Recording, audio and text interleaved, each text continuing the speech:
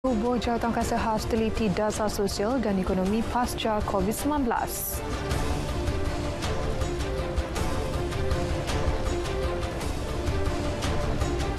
Vaksinasi diperhebat, 130 program outreach dirancang di Sabah.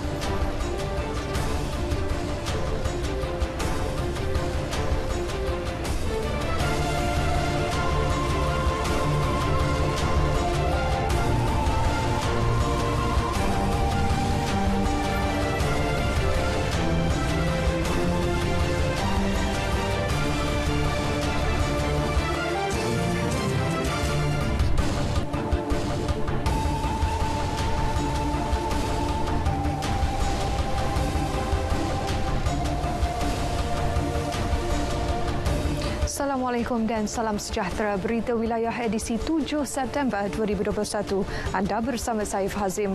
Turut memberi laporan langsung hari ini Sabah dan Sarawak.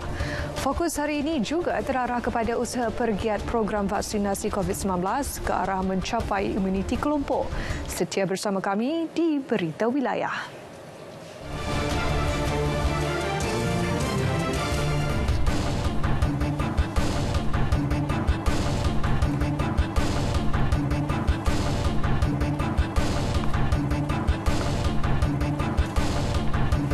Baik saudara, sebanyak 68.8% atau 16.1 juta individu daripada populasi dewasa di negara ini telah melengkapkan suntikan vaksin COVID-19 setakat semalam.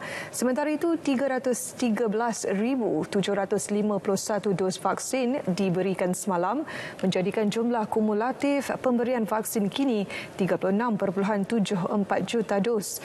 Berikut data harian vaksinasi mengikut negeri.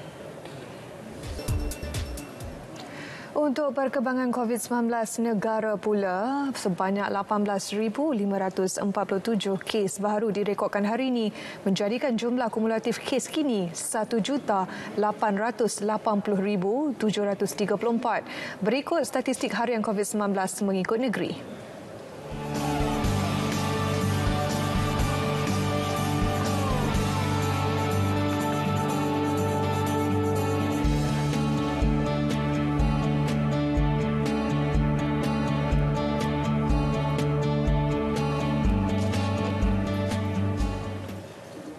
Kerajaan Johor membentuk Jawatankuasa Khas bagi meneliti dasar-dasar sosial dan ekonomi pasca COVID-19 di negeri itu.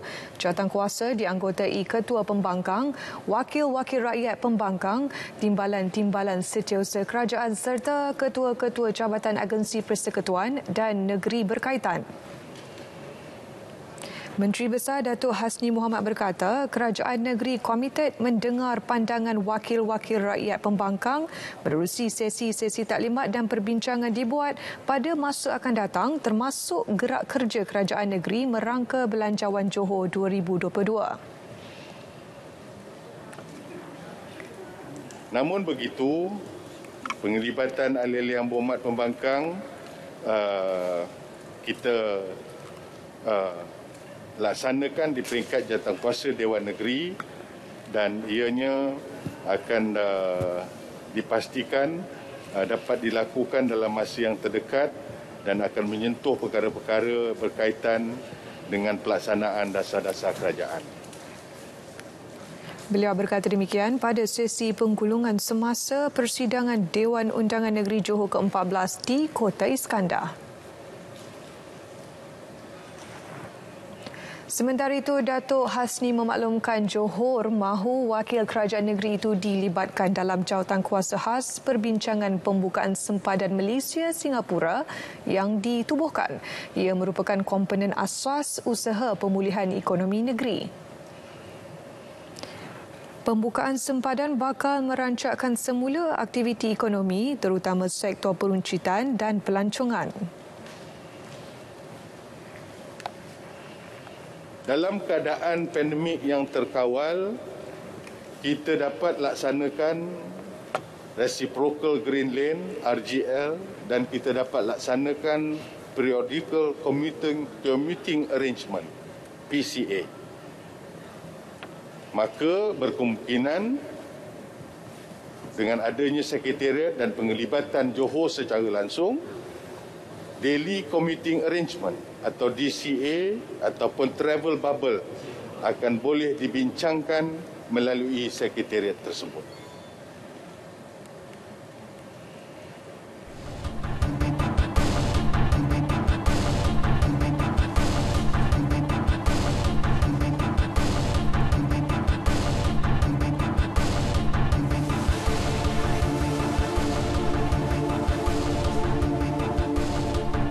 Baik, saudara, kita terus ke perkembangan dari negeri di bawah bayu.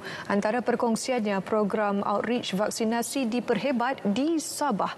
Perinciannya kita bersama Rita di Kota Kinabalu. Silakan, Rita. Baik, Ifa. Lebih 130 program outreach vaksinasi dirancang di seluruh Sabah yang dikendalikan Pejabat Kesihatan Daerah dengan mewujudkan pusat pemberian vaksin PPV sementara. Program outreach berkenaan melibatkan kawasan pulau dan pedalaman bagi memudahkan penduduk mendapat suntikan vaksin COVID-19. Menteri Kesihatan Khairi Jamaluddin Abu Bakar berkata, program outreach vaksinasi merupakan program untuk semua. Jadi saya harap bahawa kempen ataupun program-program outreach ini dapat kita teruskan, dan saya nak bagi tahu bahawa kita bagi vaksin kepada semua. Kita tidak tolak sesiapa pun. Yang paling penting adalah soal kesihatan awal. Kita jangan soal banyak sangat dia daripada mana, asal daripada mana. Kalau sekiranya mereka penduduk di Malaysia, saya harap mereka akan keluar, tampil dan hadirkan diri di mana-mana PPV ataupun program seperti ini. Khairi berkata demikian kepada media ketika ditemui dalam program outreach vaksinasi sempurna di Pulau Larapan. Beliau berharap program outreach kendalian Pejabat Kesihatan Daerah sempurna ini dapat mencapai 60% vaksinasi penduduk menjelang hujung bulan ini. Seterusnya mewujudkan 80% imuniti kelompok menjelang Oktober. Khairi turut memuji penduduk sempurna yang memberikan sambutan memberangsangkan terhadap program ini. Program sehari ini menyasarkan 1,000 suntikan vaksin kepada penduduk Pulau Larapan dan pulau-pulau berhampiran. Ditanya mengenai bekalan vaksin dos tunggal keluaran Kensino, Khairi menjelaskan Sempurna sudah menerima 16,000 dos vaksin berkenaan dan akan terus ditambah selewat-lewatnya hujung bulan ini. Sementara itu, penduduk di kawasan Parlimen Libaran Sandakan yang belum menerima suntikan vaksin COVID-19 diminta memanfaatkan pemberian vaksin secara jumpa terus yang dilaksana di Pusat Pemberian Vaksin PPV Dewan Seri Gumgum.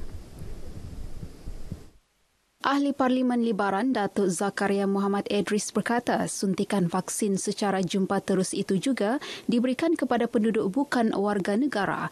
Usaha itu bagi memastikan semua penduduk yang layak menerima vaksin mendapat vaksinasi lengkap sekaligus mengurangkan risiko jangkitan COVID-19. Setiap hari dialokate sebanyak 1,000 dos. Pada hari pertama memanglah hampiran pencapaian dos tu dan orang datang pun di sini. Tetapi makin hari makin berkurangan sehingga hari ini. Dan itu menampakkan bahawa ramai yang masih lagi belum faham atau mereka tidak dapat maklumat yang seterusnya. Datuk Zakaria ditemui RTM selepas melawat PPV Dewan Seri Gumgum Sandakan. Beliau turut berpuas hati dengan pengurusan pemberian vaksin di PPV ini. Datuk Zakaria berharap orang ramai tidak terpengaruh dengan maklumat tidak sahih mengenai program imunisasi COVID-19 kebangsaan yang disebar pihak tidak bertanggungjawab bertujuan menggagalkan usaha kerajaan mewujudkan imuniti kelompok. Orang ramai dinasihati terus mematuhi prosedur operasi standard SOP, khususnya ketika berada di tempat awam, walaupun sudah mendapat suntikan vaksin COVID-19. Demikian nasihat Pengarah Kesihatan Negeri, Dr. Rosnani Mudin dalam satu kenyataan media susulan kes kematian seorang pesakit yang disahkan positif COVID-19 Ahad lalu seminggu selepas divaksinasi. Menurut Dr. Rosnani, pesakit dari Pulau Mantanani itu yang meninggal dunia di Hospital Kota Blud turut mempunyai sejarah penyakit darah tinggi dan kolesterol tinggi. Katanya semasa tiba di hospital, pesakit berusia 56 tahun itu hampir tidak sedarkan diri dan menunjukkan kadar pernafasan yang laju. Dr. Rosnani menjelaskan pesakit disahkan meninggal dunia akibat kegagalan pelbagai organ.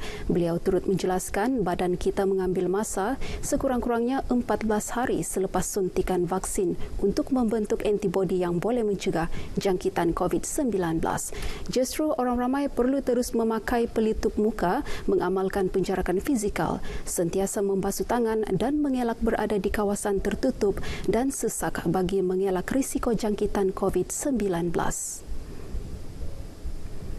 Pembayaran fasa 1 bantuan khas COVID-19 BKC dibuat secara berperingkat bermula semalam beri kelegaan kepada penerima di Sandakan.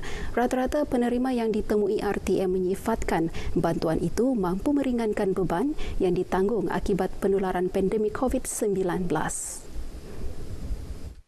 Bantuan ini bagi B40 macam saya sangat berguna lah di dalam pandemik COVID-19 ini. Bantuan ini sangat-sangat membantu. Kalau boleh bantuan ini diteruskan lah untuk membeli keperluan lah, barang-barang rumah, bayar bil-bil, barang-barang dapur.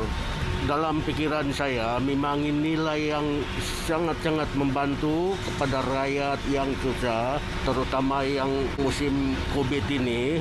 Duit ini, inilah yang kami punya kegunaan untuk beli berbelanja seharian. Pasal saya tidak ada kerja sudah.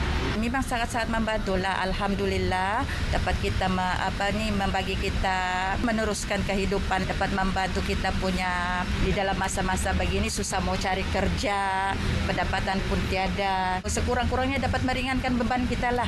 Biasanya kalau macam kakak bikin menambah kakak punya modal kedai lah. Terima kasih kepada kerajaan kita yang prihatin atas bantuan COVID BKC ini, dan ini amat membantu saya dan keluarga saya. Yang ini memang saya gunakan untuk beli barang dapur, untuk keperluan lain lah yang betul-betul perlu pada masa sekarang.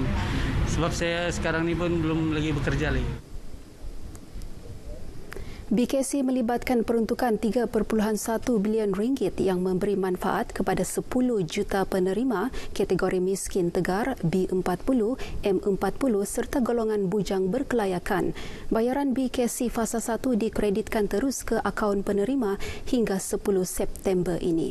Manakala bayaran BKC bagi golongan M40 pula akan dibuat secara berperingkat mulai 9 September ini. BKC merupakan sebahagian daripada pakej perlindungan rakyat dan pemulihan ekonomi pemulih.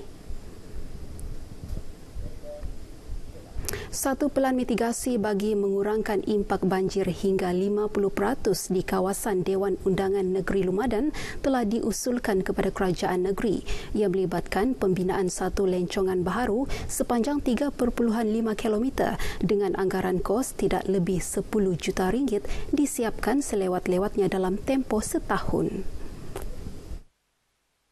Wakil Rakyat Lumadan Ruslan Muharram berkata lencongan baharu ini akan mempercepat limpahan air sungai terus ke dasar laut. Ia juga akan mengurangkan impak banjir dalam jumlah ketara selain memudahkan banjir cepat surut. Ketika ini lencongan sedia ada menghubungkan Sungai Padas ke Kampung Nabahan. Kita akan membina satu lencongan baru, iaitu daripada terusan suasana Nabahan ke Lapuk, lebih kurang 3.5 kilometer. Pada 2 minggu lepas saya telah pun berjumpa dengan Ketua Menteri untuk mendapatkan peruntukan. Ruslan memberitahu RTM di Beaufort. Sementara itu penduduk kampung yang ditemui amat berharap usaha yang dijalankan bagi mengurangkan kesan banjir di daerah berkenaan membuahkan hasil. Saya harap mungkin macam yang sekarang ni mana-mana yang jalan yang terputus tu mungkin dapat diperbaiki. Biarpun banjir, kalau jalan baik, kami boleh beli keperluan harian lagi lah. Kami di kampung ni memang terlalu lama untuk menunggu air surut. Dalam 10 hari ataupun lebih 10 hari dan setengah bulan. Jadi kesusahan kami memang itulah. Kampung yang ada di sini ni adalah Kampung Kokop, Kampung Kansa dan Kampung Jabang.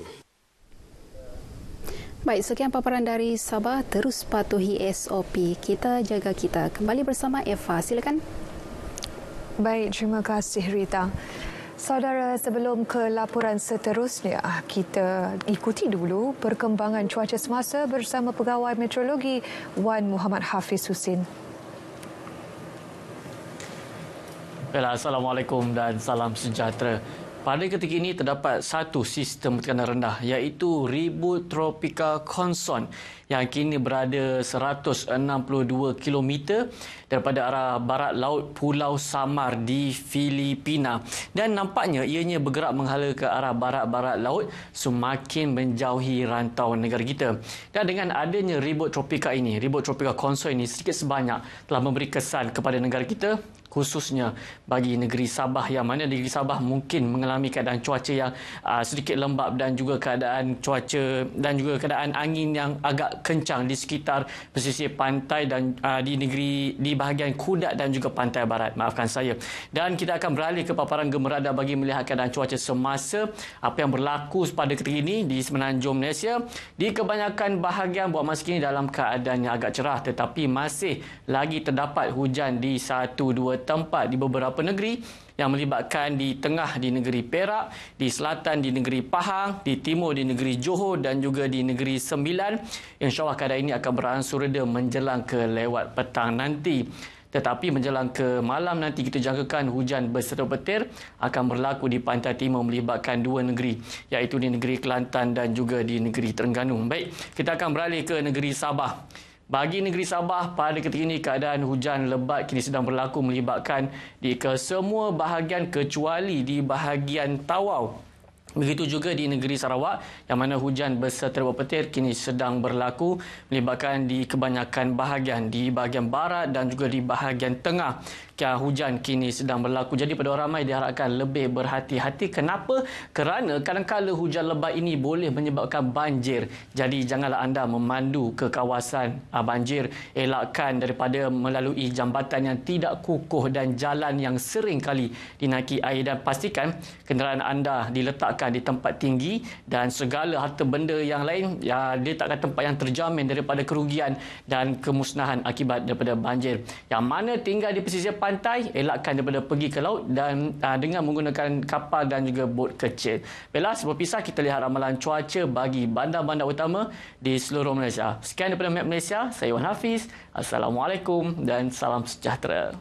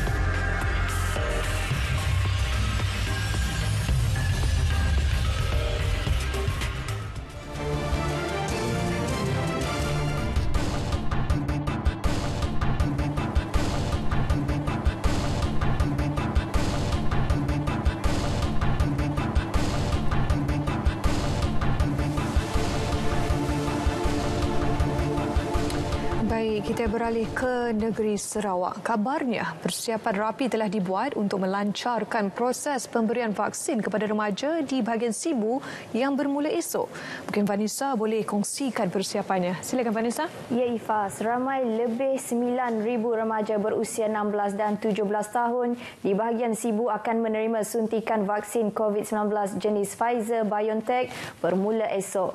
Menurut penyelaras Pusat Pemberian Vaksin PPV bahagian Sibu, James Badi, persiapan untuk proses pemberian vaksin tersebut bermula sejak semalam. Beliau berkata antara PPV yang dibuka di bahagian itu adalah di Dewan Suara Sibu, Dewan Serbaguna Sibu Jaya, Dewan Pejabat Daerah Kanawit dan Dewan Serbaguna Selangau. Dalam pada itu, James turut menasihati ibu bapa untuk peka dengan jadual vaksinasi anak masing-masing dan sentiasa patuhi prosedur operasi standard yang telah ditetapkan ketika berada di PPV. Mereka akan tidak dibenarkan untuk ke bahagian kesuntikan. Selepas mereka memberi kebenaran kepada anak-anak mereka, mereka dinasihatkan untuk tunggu di bawah sahaja supaya tempat ini tidak sesak. Beliau berkata demikian kepada media di Dewan Suara Sibu hari ini ketika meninjau persiapan akhir untuk program vaksinasi bagi golongan remaja mulai esok. Bagi daerah Sibu, pelajar dari 24 buah sekolah akan mendapat suntikan vaksin di Dewan Suara Sibu, manakala 5 buah sekolah lagi para pelajarnya akan diberi suntikan vaksin di PPV Dewan Serbaguna Sibu Jaya. Sementara itu, jadual penuh vaksinasi untuk pelajar sekolah di bahagian Sibu boleh dimuat naik di laman Facebook Pejabat Pendidikan Daerah Sibu.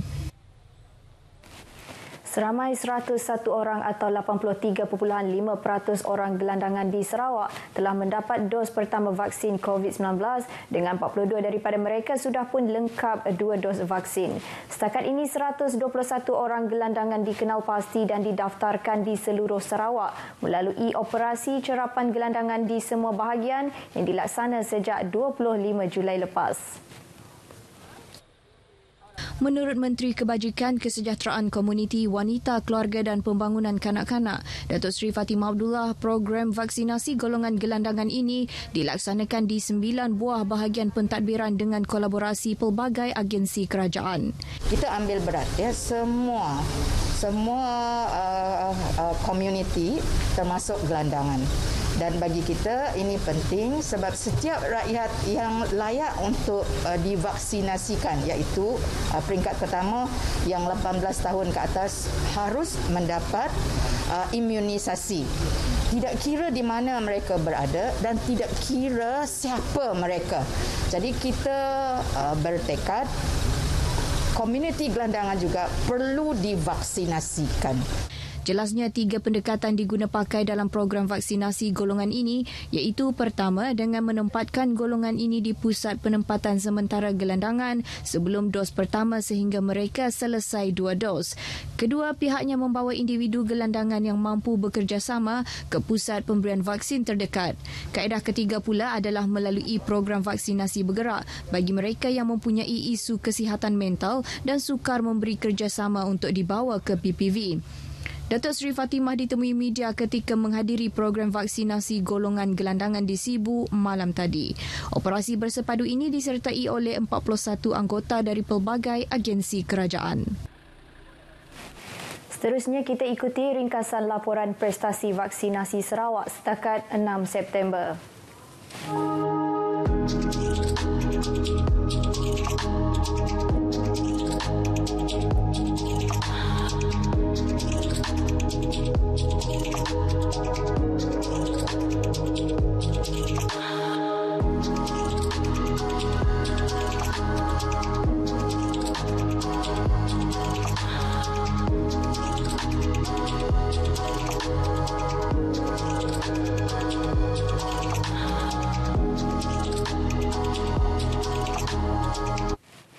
Selaras dengan arahan penetapan harga siling bagi penjualan kit ujian pantas RTK antigen di bawah Akta Kawalan Harga dan Anti Pencatutan 2011, pihak Kementerian Perdagangan Dalam Negeri dan Hal Ehwal Pengguna KPDN HEP Cawangan Bintulu giat menjalankan pemeriksaan di sekitar premis Bandar Bintulu bagi memastikan pihak peniaga mematuhi harga yang telah ditetapkan.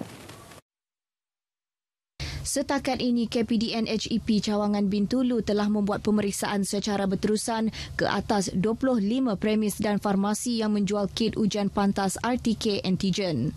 Hasil tinjauan juga mendapati rata-rata pengguna menyambut baik usaha kerajaan menetapkan harga tersebut yang disifatkan berjaya meringankan beban rakyat memandangkan harga sebelum ini lebih tinggi.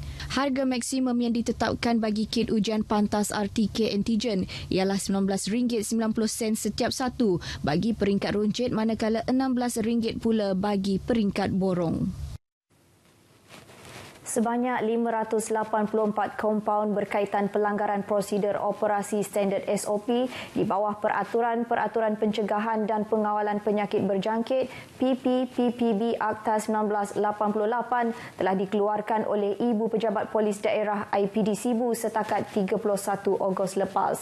Menurut Ketua Bahagian Pencegahan Jenayah dan Keselamatan Ibu Pejabat Polis Daerah Sibu, Deputi Superintendent Arifin Bahar, 504 orang telah membayar kompaun mereka dengan nilai keseluruhan kutipan kompaun setakat ini adalah RM503,000. Beliau memberitahu demikian ketika dihubungi pemberita RTM hari ini. Jelasnya lagi antara kesalahan utama yang direkodkan adalah gagal memastikan jarak fizikal semasa makan di kedai makan, tidak menggunakan pelitup separuh muka di tempat awam.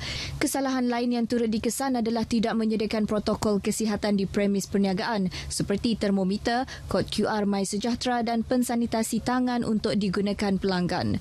DSP Arifin yang juga Ketua Penguatkuasaan Pelan Pemulihan Negara bahagian Sibu menambah beberapa individu juga di kompaun setelah didapati mengadakan aktiviti sosial atau aktiviti dilarang tanpa menjaga jarak fizikal. Operasi pemantauan berterusan oleh Angkatan Pertahanan Awam Malaysia APM Miri di sekitar daerah Marudi yang terjejas banjir sejak Jumaat lepas bagi memastikan penduduk yang tinggal berhampiran Sungai Baram dalam keadaan selamat. Menurut Pegawai Pertahanan Awam Daerah Miri, Kapten Pertahanan Awam Usman Harto, pihaknya sentiasa dalam keadaan siap siaga membantu agensi lain yang sama-sama terlibat seperti Jabatan Kebajikan Masyarakat Bahagian Miri bagi mengagihkan bantuan kepada penduduk yang terjejas banjir di bahagian tersebut. Setakat pukul 3 petang tadi, Pusat Pemindahan Sementara PPS Dewan Suara Marudi masih menempatkan 23 orang mangsa dan PPS SMK Telang Usan menempatkan 17 orang mangsa. Sementara itu, infografik Jawatan Kuasa Pengurusan Bencana bahagian Miri memaklumkan kawasan-kawasan terjejas banjir di bahagian itu adalah daerah Marudi melaporkan 7 buah sekolah dan 31 kawasan lain terjejas banjir. Daerah Telang Usan melaporkan 3 buah sekolah dan sebuah kawasan terjejas. Daerah Beluru pula melaporkan 8 buah sekolah dan 34 kawasan lain turut terjejas banjir serta daerah Subis melaporkan 5 kawasan yang terjejas banjir. Manakala 4 stesen bacaan paras air di daerah Marudi pula merekodkan status bahaya iaitu di Long Teru setinggi 9.13 meter dan Marudi pula setinggi 3.96 meter, diikuti status amaran di Benawa setinggi 7.34 meter dan status waspada direkodkan di Kuala Tutong pada paras 4.49 meter. Mewujudkan persaingan sihat dalam bidang pelaporan berita tempatan, Anugerah Kewartawanan Kenyalang 2021 menawarkan hadiah terkumpul bernilai RM250,000 untuk dimenangi. Pengerusi Persekutuan Persatuan Wartawan Sarawak Jacqueline Nur Atika Abdullah berkata, pertandingan tahunan itu bagaimanapun akan diadakan dalam norma baharu bagi menyesuaikan dengan situasi semasa COVID-19. Kalau virtual kalau tak boleh buat masa tu, tak boleh ada function, kita akan buat di Pejabat Ketua Menteri di atas tingkat 22 lah, Wisma Wafak Malaysia. Kalau dia dibenarkan tapi dengan syarat, kita akan buat di hotel. Tak hotel tu nanti kita akan bagi tahulah. Beliau ditemui pemberita selepas mengadakan kunjungan hormat terhadap Ketua Menteri Datuk Patinggi Abang Johari Tun Openg di Wisma Bapa Malaysia. Dalam kunjungan itu, Datuk Patinggi Abang Johari menyaksikan penyampaian cek sumbangan bagi anugerah terbabit dari pelbagai badan-badan korporat tempatan selain sumbangan RM100,000 daripada kerajaan negeri. Setakat hari ini, FSJA telah menerima sejumlah 430 penyertaan dari pelbagai platform media bagi pertandingan tersebut. Pada tahun lepas, RTM Sarawak telah mengekalkan kejuaraan dalam 2 kategori termasuk Anugerah Kewartawanan Penyiaran dimenangi oleh Muhammad Syadikin Bahrain dan Firdaus Arashi Idris bagi kategori Anugerah Kewartawanan Kelestarian. Pertubuhan Keselamatan Sosial Perkeso hari ini menyerahkan bayaran faedah pengurusan mayat berjumlah RM2,000 kepada waris pemain sapek profesional Sarawak Allahyarham Saufi Aiman Yahya. Pengarah Perkeso Negeri Sarawak Philip Sangkan dalam kenyataan medianya berkata hasil siasatan dan penelitian daripada pihaknya, Allahyarham yang meninggal dunia pada 10 Jun lepas telah mencarum di bawah skim Keselamatan Sosial Pekerjaan Sendiri sebagai orang berinsurans bekerja sendiri OBBS bermula pada 2 Jun tahun ini di bawah sektor kesenian. Jelasnya caruman tersebut dibayar di bawah skim OBBS masih dalam tempoh perlindungan dan menyebabkan waris Allahyarham layak menerima faedah orang tanggungan di bawah skim Bencana Pekerjaan Akta Keselamatan Sosial Pekerja 1969. Selain faedah pengurusan mayat, waris Allahyarham juga akan menerima bayaran faedah pencen bulanan sepanjang hayat. Bayaran faedah kepada waris Allahyarham iaitu ayahnya, Yahya Sulaiman, penolong pengarah Unit Urusan Rancangan dan Rakam Kanal Radio Televisyen Malaysia RTM Sarawak, disampaikan oleh pengarah Perkeso Negeri Philip Sangkan dan turut disaksikan Menteri Pelancongan, Kesenian dan Kebudayaan Dato' Abdul Karim Rahman Hamzah di bangunan Baitul Makmur, Kuching. Dengan itu, sekian berita dari Sarawak. Kita kembali bersama Ifah dan Libby di Angkasa Puri. Silakan. Terima kasih, Vanessa. Saudara, berita wilayah akan berehat seketika, kembali selepas ini.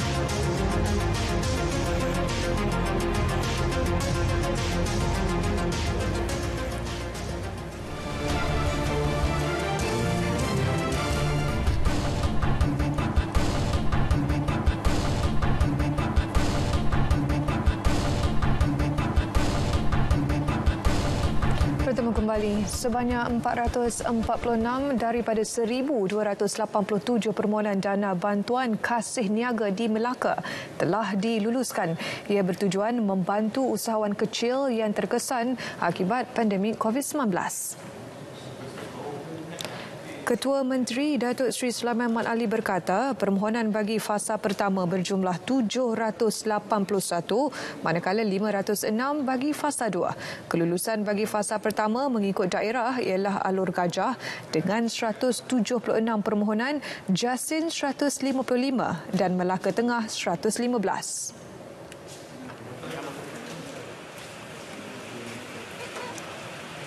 Setakat Ogos 2021, sebanyak 446 permohonan telah pun kita luluskan. Ia melibatkan peruntukan 446,000 sebab setiap orang kita bagikan RM1,000. Jadi ada lagi 554 permohonan, kita masih dalam pertimbangan dan ia akan kita luluskan dalam tempoh masa terdekat. Why masih lagi tak ada kadang maklumat tak tepat. Ada beberapa lagi dokumen-dokumen yang kita perlukan, mereka tidak lengkapkan lagi. Jadi sebab itu yang kita dah luluskan tadi 446 semua okey. Yang ada lagi tadi 534 ni kita sedang operasi semula. Dana berkenaan akan disalurkan secara terus ke dalam akaun penerima yang layak. 1,597 pesakit COVID-19 di Johor masih dirawat di 3 PKRC iaitu di Pasir Gudang Olive B dan Sri Dangga. Exco Negeri R. Vidyanathan berkata kerajaan negeri sedang dalam proses menambah satu lagi PKRC di Batu Pahat. Sesebuah PKRC ketika pandemik mula reda hendaklah sentiasa bersedia untuk diaktifkan pada bila-bila masa. Berdasarkan pengalaman di lain-lain negeri yang menggunakan asrama sekolah sebagai PKRC, ia didapati kurang sesuai digunakan untuk jangka masa sederhana dan panjang. Kerana penggunaan fasiliti ini tertakluk kepada arahan pembukaan sesi persekolahan oleh Kementerian Pendidikan. Beliau berkata demikian semasa sesi penggulungan ketika persidangan Dewan Undangan Negeri ke-14 di Kota Iskandar Puteri. Masih di Johor, 542.7 kilogram daun ketum serta lebih 300 liter air ketum dirampas di 5 daerah menerusi 2 serbuan berasingan pada 27 Ogos hingga 4 September lalu. 13 lelaki dan 3 wanita tempatan serta seorang wanita warga asing berumur 20 hingga 56 tahun turut ditahan. Ketua Polis Datuk Ayub Khan Maidin PC berkata, kesemua tangkapan melibatkan 3 sindiket berbeza dipercayai telah beroperasi sejak awal tahun ini. Modus operandi yang dilancarkan oleh kumpulan ini, sindiket ini, adalah dengan membawa ketum daripada utara Semenanjung dengan menggunakan lori dan disiarkan sebagai barang esensial. Kegiatan ini menjadi popular sejak kebelakangan ini kerana harga pasaran ketum yang semakin tinggi dan permintaan yang meningkat. Kes disiasat mengikut Seksyen 30-3 Akta Racun 1952. Sementara itu, di Iskandar Puteri, polis merampas 1,060 karton rokok seludup dianggarkan bernilai RM41,000 menerusi ops kontraban di Taman Melawati, Nusa Bestari. Turut ditahan seorang lelaki warga Bangladesh berumur 34 tahun dipercayai menjalankan aktiviti penjualan rokok tidak berdaftar selain beroperasi secara haram. Ketua Polis Daerah Iskandar Puteri, ACP Zulkhairi Mukhtar menerusi kenyataan memaklumkan pemeriksaan di rumah suspek menemukan pelbagai jenis rokok yang disimpan dalam sebuah bilik di bahagian belakang premis berkenaan. Kes disiasat mengikut Seksyen 135-1-I Akta Kastam 1967.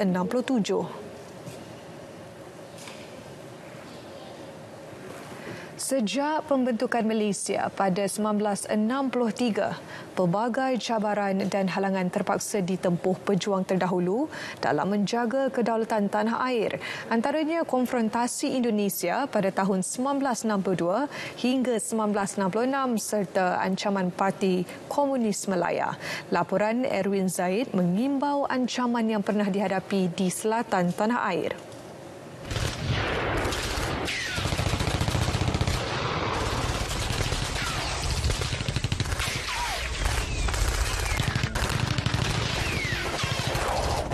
Walaupun konfrontasi Indonesia terarah di Borneo, namun laungan ganyang Malaysia turut berkumandang di Johor melibatkan pendaratan tentera Indonesia di beberapa daerah. Setiausaha Persatuan Sejarah Malaysia Cawangan Johor, Kamdi Kamil memaklumkan pencerobohan bermula Ogos sehingga Oktober 1964 itu dipercayai bertujuan mendapatkan sokongan masyarakat Jawa di Pontian dan Selatan Batu Pahat. Namun, keadaan kehidupan mereka yang stabil dan sejahtera membuatkan masyarakat tersebut menolak kerjasama Indonesia sekaligus menyokong pembentukan Malaysia. Bagi saya ada 2 faktor. Pertama sekali ialah kerana Johor adalah merupakan negeri yang terletak di selatan Semenanjung, Tanah Melayu, Semenanjung Malaysia, dan berdekatan dengan Sumatera. Dalam masa lebih kurang 1 jam pun boleh mereka menghantar tentera ke negeri Johor. Lebih kurang 30 kilometer sepadan yang terdekat antara Pontian dengan Sumatera. Lokasi pendaratan tentera Indonesia melibatkan daerah Pontian pada 22 Ogos 1964 menyaksikan berlaku pertempuran mengorbankan 4 tentera Indonesia dan 4 orang ditawan.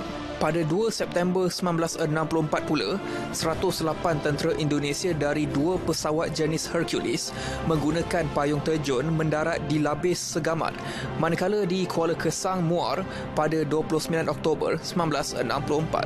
Selain itu, gerakan komunis juga mengancam usaha pembentukan Malaysia di Johor apabila salah satu serangan mereka disasarkan kepada Batalion 5 Pasukan Gerakan Am PGA Simpang Renggam, Keluang pada 31 Mac 1975. Pernah berlaku pada masa tu bukan PGA lah, masa tu Batalion 8 di sini dulu. Sebelum ni Batalion 8 pernah sekali komunis membuat serangan dengan melancarkan mortar ataupun roket melancarkan mortar. Apabila berlaku serangan tu, pasukan kita yang ada di dalam kamp ini telah menghantar satu pasukan untuk mengesan di luar kawasan pangkalan kita ni, di mana satu tim telah dihantar, kemudian dapat mengesan kedudukan roket pelancar tu dibuat, di mana masih terpasang lagi. Ada lagi lah roket-roket yang dipasang tu untuk dilancarkan, cuma komunis dah lari, sempat melarikan diri. Ternyata peristiwa gelap ini seharusnya menjadi pengajaran kepada masyarakat zaman kini untuk menghargai dan memelihara kedaulatan negara seperti generasi terdahulu mempertahankannya. Daripada konfrontasi Indonesia sehingga keancaman komunis, itulah cabaran-cabaran dihadapi dalam membentuk negara tercipta kita Malaysia. Jadi generasi terkini seharusnya bersyukur atas pengorbanan generasi terdahulu dalam melahirkan sebuah negara yang aman harmoni. Erwin Zaid melaporkan untuk Berita RTM.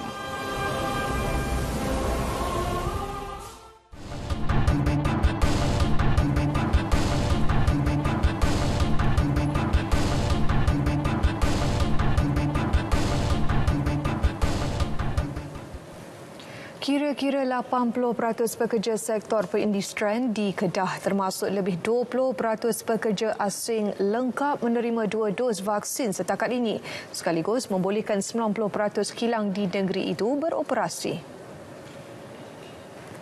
53% daripadanya menerima vaksin menerusi program imunisasi industri COVID-19 kerjasama awam swasta, PIKAS dan bakinya melalui program imunisasi COVID-19 kebangsaan PICK.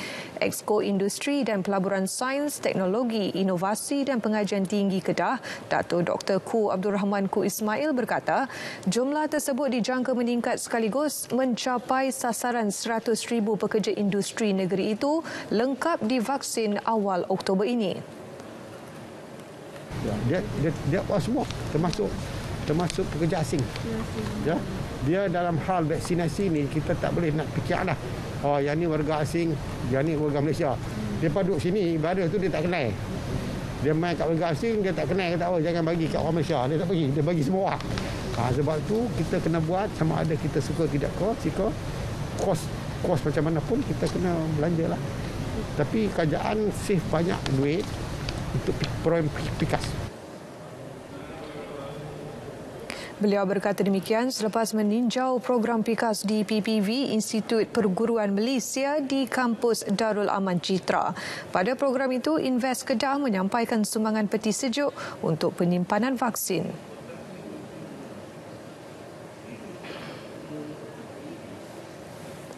Seorang pengembala lembu dihadapkan ke Mahkamah Magistrate atas pertuduhan membunuh seorang kerani wanita dan menyorokkan mayatnya di bawah katil sebuah rumah. Tertuduh M. Kiru Bakaran 29 tahun didakwa membunuh Li Ling Ti 40 tahun di Taman Seruling Emas, Nibong Tebal antara pukul 3 hingga 4 pagi 28 Ogos lalu. Pertuduhan dikemukakan mengikut Seksyen 302 Kanun Keseksaan yang memperuntukkan hukuman mati jika sabit kesalahan. Tiada pengakuan direkodkan selepas pertuduhan dibacakan di hadapan Magistrate Aziana Azib. Sementara itu, di mahkamah sama, tertuduh mengaku bersalah bagi 2 pertuduhan memasukkan dadah ke dalam tubuhnya. Dia didakwa melakukan kesalahan itu di bahagian siasatan jenayah narkotik Ibu Pejabat Polis Daerah Seberang Perai Selatan mengikut Seksyen 15-1-A Akta Dadah Berbahaya 1952. Mahkamah tidak membenarkan tertuduh diikat jamin berikutan berdepan dengan pertuduhan bunuh. Sebutan semula kes pada 8 November depan bagi ketiga-tiga pertuduhan. Kita bebas mengejar kebahagiaan yang diimpi. dan ianya pernah dikecapi sebelum wabak ngeri meragut realiti. Dahulunya jalan raya tidak pernah sunyi. Manusia berlumba-lumba mengejar duniawi. Masa berlalu pergi meninggalkan hari. Tanpa disedari, kini sepi. Keramaian kehadapan menggantungkan diri bagi memastikan kita semua dilindungi. Kita sangka kita mampu menghadapi dugaan ini. Hakikatnya, musuh sukar ditentangi. Ada ibu yang terkorban diri tanpa sempat menatap wajah sang bayi. Hanya doa dan tangisan mengiringi buat mereka yang sudah pergi. Tabahlah Malaysiaku dalam menghadapi ujian berat ini. Semoga satu hari nanti matahari akan menyinar kembali. Jadilah warga yang prihatin agar COVID-19 dapat dihindari.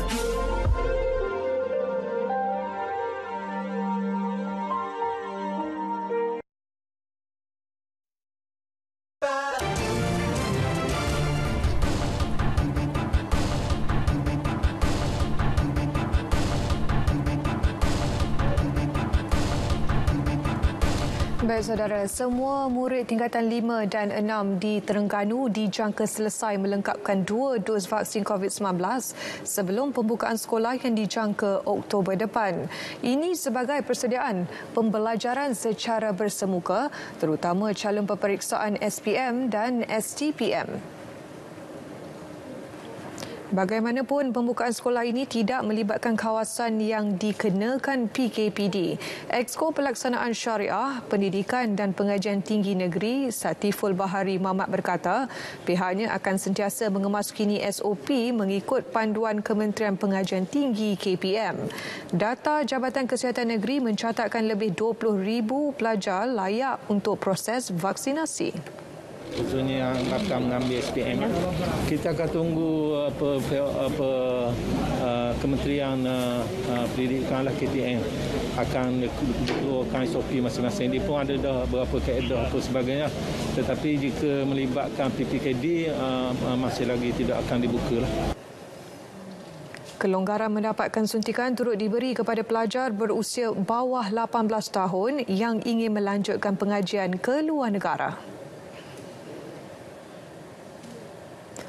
Penetapan harga siling kit ujian pantas antigen COVID-19 RTK yang ditetapkan kerajaan dipatuhi. Ini berdasarkan pemantauan Kementerian Perdagangan Dalam Negeri dan Hal Ehwal Pengguna KPDN HEP ke atas 204 premis farmasi di Kelantan yang menjual kit tersebut sejak 15 Ogos sehingga semalam. Pengarah KPDN HEP Kelantan, Adnan Abdul Rahman berkata, peniaga dan pengusaha farmasi diberi tempoh seminggu untuk membuat penyesuaian dan penyelarasan harga mengikut harga siling ditetapkan. Jadi kita mengharapkan dengan harga yang dijual ini dapat membantu pengguna-pengguna untuk mendapatkan harga yang lebih murah dan juga mempercepatkan proses pemeriksaan sendiri COVID-19 di rumah. Jadi insyaAllah kajian berharap benda ini dapat membantulah pengguna-pengguna dan perkara ini diletakkan di bawah Akta Kawalan Harga dan juga anti pencatutan.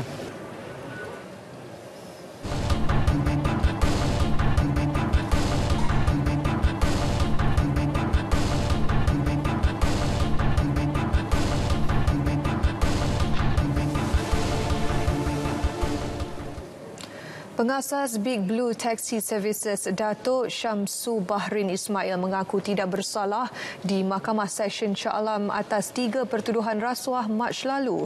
Datuk Syamsu Bahrin membuat pengakuan selepas semua pertuduhan pindaan dibacakan di hadapan Hakim Rozila Saleh. Mengikut pertuduhan pertama dan kedua, dia didakwa meminta suapan masing-masing bernilai RM15,000 dan RM35,000 daripada seorang lelaki berusia 42 tahun sebagai dorongan bagi menyelesaikan kes individu terbabit di Mahkamah Rayuan Putrajaya. Pertuduhan pindaan ketiga pula, dia didakwa menerima suatu suapan RM35,000 dari lelaki berkenaan bagi tujuan yang sama. Perbuatan itu didakwa dilakukan pada 3, 7 dan 10 Mac lalu. Mahkamah membenarkan jaminan sebanyak RM40,000 dengan seorang penjamin. Sebutan semula dan pengurusan kes ditetapkan pada 8 Oktober depan. Sementara itu, di mahkamah sama, seorang bekas pengurus syarikat didenda RM35,000 selepas mengaku bersalah atas satu pertuduhan pilihan yang dibacakan terhadapnya. Tertuduh Norehan Mat Yusof, 43 tahun, didakwa mengemukakan tuntutan palsu kepada Pusat Hidrografi Nasional Pangkalan Tentera Laut Diraja Malaysia TLDM. Tertuduh yang juga bekas pengarah syarikat ANQ Senjaya Berhad secara kontrak dituduh menggunakan invoice syarikatnya bagi pembekalan barang habis pesanan kerajaan berjumlah RM93,685 kepada pegawai kewangan Pusat Hidrografi Nasional TLDM. Ia mengandungi pernyataan palsu dan sebenarnya barang-barang tuntutan tersebut berjumlah RM57,600 yang tidak dibekalkan kepada TLDM. Tertuduh didakwa melakukan perbuatan itu pada 28 September 2017. Sekiranya gagal membayar denda berkenaan, tertuduh boleh dipenjara selama 3 bulan.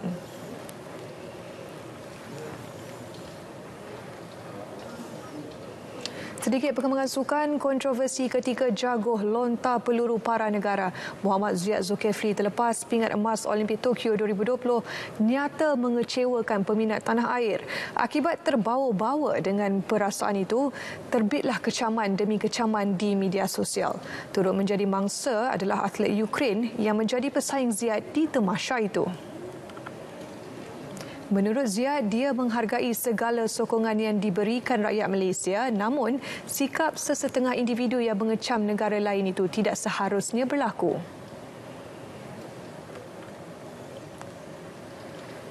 Bagi saya, kita tak perlu kecam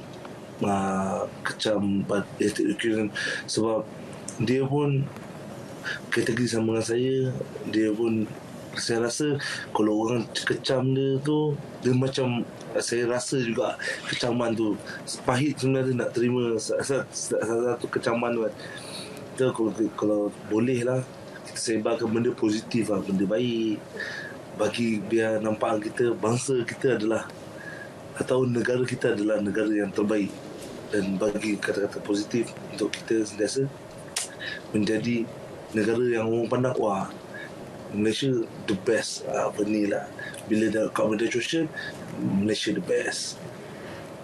Ziyad yang melakar rekod baharu dunia di Tokyo dibatalkan penyertaan susulan protes dari kem Ukraine kerana lewat memasuki bilik persediaan. Pingat emas kemudian menjadi milik atlet negara itu, Maxim Koval. Hasrat untuk bertemu keluarga di Perlis terpaksa ditangguh. Itu luahan pemenang pingat emas Sukan Paralimpik Tokyo 2020, Abdul Latif Romli. Ini katanya bagi membolehkan dirinya menjalani sesi pemulihan kecederaan yang dialaminya sebaik tamat tempoh kuarantin. Latif yang mempertahankan kilauan emas di Rio 2016 dalam acara lompat jauh lelaki T20 berkata dia mungkin hanya dapat pulang ke kampung bulan depan. Menurutnya, yang tiba di tanah air semalam, kecederaan pangkal behanya mungkin akan mengambil masa seminggu atau 2 minggu untuk kembali pulih.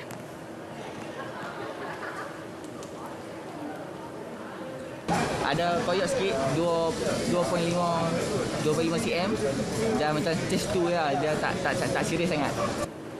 Atlet berusia 24 tahun itu juga turut meluahkan penghargaan kepada semua pihak yang tidak jemu-jemu memberi sokongan kepadanya. Saya nak ucapkan terima kasih kepada rakyat Malaysia yang banyak mendoakan kejayaan saya dan atlet Paralimpik yang lain, dan saya juga saya nak ucapkan terima kasih kepada family saya, coach dan saya punya rakan-rakan, dan Tak lupa juga pada semua cik-cik sponsor yang banyak membantu bagi sokongan apa semua. Juga banyak ucapkan terima kasih banyak-banyak. Di Tokyo, latih melakukan lompatan sejauh 7.45 meter sekaligus memastikan pingat emas kekal miliknya. Susulan penangguhan peralihan ke fasa 3 Pelan Pemulihan Negara PPN pada selewat-lewatnya hujung bulan ini, rakyat Terengganu diseru bersedia dan bekerjasama dengan kerajaan negeri ke arah merealisasikan peralihan fasa berkenaan. Menyahut seruan ini, rakyat khususnya peniaga berharap ia berjaya dilaksana demi kelangsungan ekonomi. Wartawan Azrul Faizal Yujusuh ada laporannya.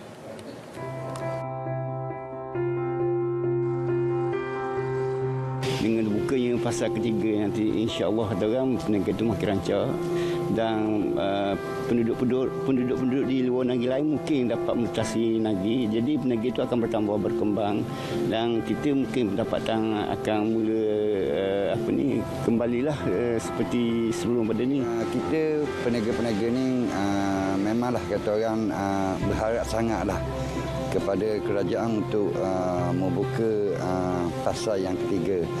Jadi walaupun macam mana pun harapan saya, walaupun fasa ketiga ini akan dibuka, kita hendaklah berhati-hati tentang COVID ini. Penantian dan harapan menuju fasa 3 PPN yang menjadi sasaran setiap negeri ke arah memulihkan ekonomi setelah sekian lama sekatan ketat dilaksana demi memerangi COVID-19.